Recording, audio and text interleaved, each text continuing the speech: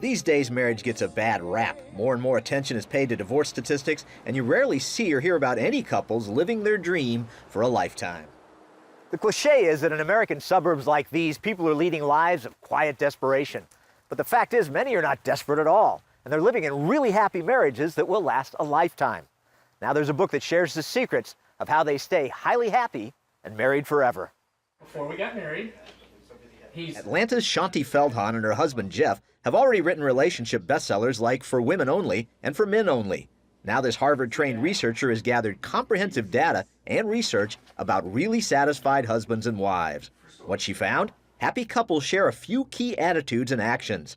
She puts all this in The Surprising Secrets of Highly Happy Marriages and teaches that anyone can learn them.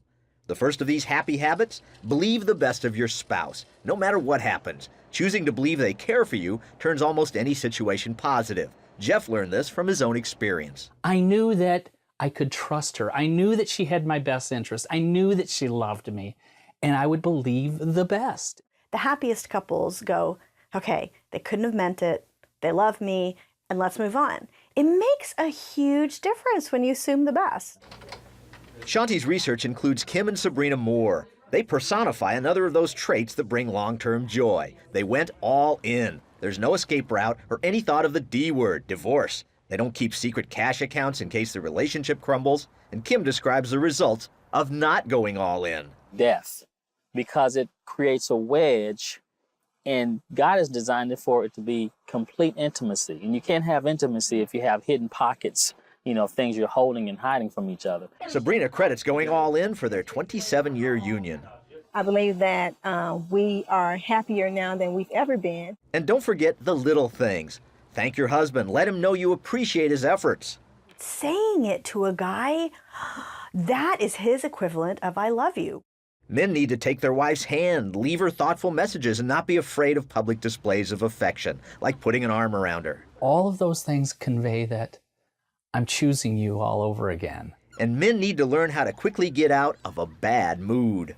So when he makes the effort to pull himself out of the funk and to not be grumpy, to not be morose, it's like, whew, this isn't going to go in this bad direction.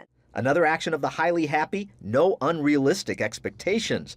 That's because if your spouse can't realistically meet your expectations, then you can't ever really be happy with them.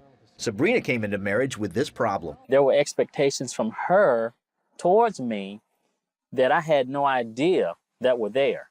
So there was resentment that began to build up because she said, he should know this, and I didn't. And there would be this wedge and this wall between us that he couldn't comprehend, and I couldn't comprehend that he couldn't comprehend, so.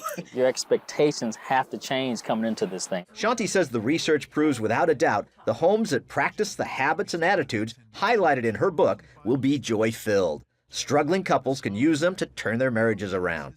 And the Feldhahns want people to know this truth, that the 50% divorce rate is a myth. About 80% thrive and survive, not a measly half. If you know, most marriages do make it. Most marriages are happy. It's a completely different feeling like, you know what, statistically, we're going to be just fine. We can get through this because most people do. So the facts show the reality is you have no reason to be fatalistic. Every couple has it in their power to make their marriage one that could truly be called highly happy. Paul Strand, CBN News, reporting from Atlanta, Georgia.